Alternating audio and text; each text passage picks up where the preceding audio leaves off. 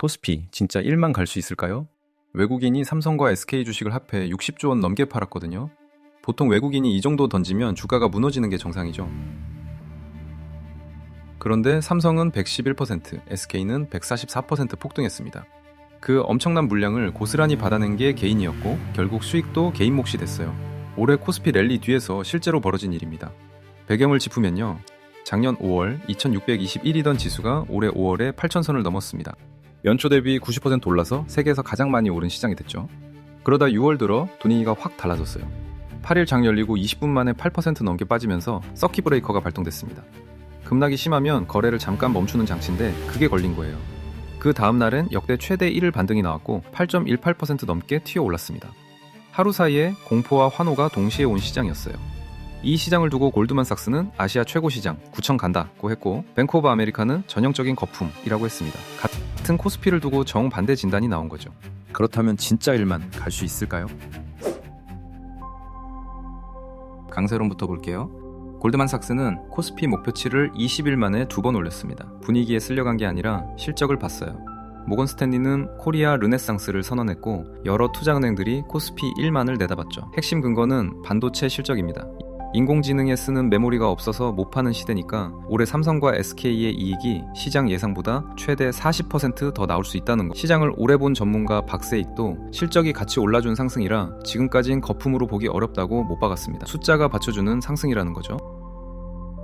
여기에 구조 변화도 가세했어요. 기업들이 자기 주식을 사서 없애는 규모가 2년 만에 4배 넘게 커졌습니다. 주주에게 돌아가는 몫이 그만큼 커진 거예요. 실제로 주주 환원을 잘하는 기업들을 모은 밸류업 지수는 코스피 상승률을 한참 앞질렀습니다.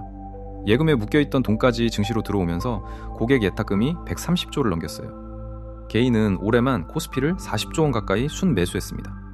돈과 실적과 구조가 다 받쳐주는 상승이라는 게 강세론의 핵심이에요. 그런데 뱅크 오브 아메리카는 이 출렁임이 외환위기나 닷컴 버블 때와 똑같은 형태라고 했습니다. 잠깐, 지수 안을 들여다보면 이상한 게 보이거든요. 지수가 9,000선을 넘었는데 전체 종목의 약 80%는 오히려 떨어졌어요. 삼성과 SK 두 종목이 시가총액 절반이 넘다 보니 지수만 보면 다 오른 것처럼 착시가 생긴 겁니다. 지수는 오르는데 왜 매계자만 팔았지? 싶었던 게 괜히 나온 말이 아니에요. 거품이 터질 때 가장 먼저 맞는 건 그 착시 속에서 빚내서 산 사람들이거든요. 빚으로 주식 사는 규모도 사상 최대까지 치솟았습니다.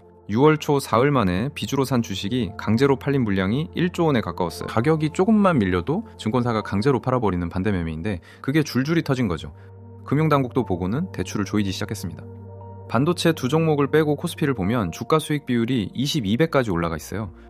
외국인도 6월 내내 삼성과 SK를 팔면서 방산, 조선 쪽으로 갈아탔고요. 강세론의 근거가 탄탄한 만큼 경고 신호도 만만치 않습니다. 거품이냐 아니냐 이 논쟁은 그 큰 투자은행들도 못 끝냅니다. 그런데 무엇을 샀어야 했나는 데이터가 이미 또렷이 답했어요. 외국인은 5월 초부터 6월 중순까지 삼성과 SK를 23거래일 내리 팔았습니다. 코로나 이후 6년 만에 가장 긴 연속 매도였죠. 보통 외국인이 이렇게 팔면 주가가 무너지는 게 상식이거든요. 근데 왜 폭등했을까요? 외국인이 판 이유는 회사가 나빠져서가 아니었습니다. 지수에서 비중이 너무 커진 종목을 정해진 규칙대로 덜어내는 패시브 펀드 리밸런싱이었어요. 실적이나 전망이랑 상관없이 기계적으로 던진 물량이었던 거죠. 그 물량을 55조 원이나 받아낸 개인이 수익을 가져간 겁니다. 반면 삼성 SK는 이미 너무 올랐잖아, 지금 사긴 아까워 하면서 테마주나 코스닥으로 간 돈은 어땠을까요? 지수가 오르는 동안 종목 80%가 빠진 쪽에서 허우적댔어요. 거품 논쟁은 지금도 끝나지 않았지만 결국 주도주를 산 사람이 벌었습니다. 정답은 눈앞에 있었는데 아까워서 라는 한마디가 발목을 잡은 거예요. 거품이냐 아니냐, 이 질문에 매달릴수록 더 휘둘립니다. 골드만도 뱅크 오브 아메리카도 못 맞췄고 애초에 맞힐 수 있는 게임이 아니에요. 통제할 수 있는 건 따로 있습니다. 한 번에 다 사지 말고 3개월에서 6개월에 걸쳐 나눠 사는 것, B2는 조심하는 것. 지금 신용융자가 사상 최대인 상황에서 조정이 한 번 오면 반대매매가 줄줄이 터지면서 하락이 더 깊어지거든요. 다 오른다는데 나만 놓치는 거 아니야? 하는 조급함을 이기는 법은 결국 기계적으로 나눠 사는 것뿐이에요. 한 가지는 분명합니다. 1년 뒤 코스피가 1만일 수도 다시 6천일 수도 있어요. 그런데 그때도 사람들은 똑같이 지금 들어가도 될까요? 를 묻고 있을 겁니다. 거품 예측은 세계적인 투자은행도 못하는 게임이에요. 강세장은 영원할 것 같지만 끝나고 돌아보면 자기 기준을 끝까지 지킨 사람만 수익을 손에 쥐고 있더라고요. 시장을 맞히는 게 아니라 무엇을 어떻게 살지를 아는 것. 그게 여러분이 통제할 수 있는 전부입니다.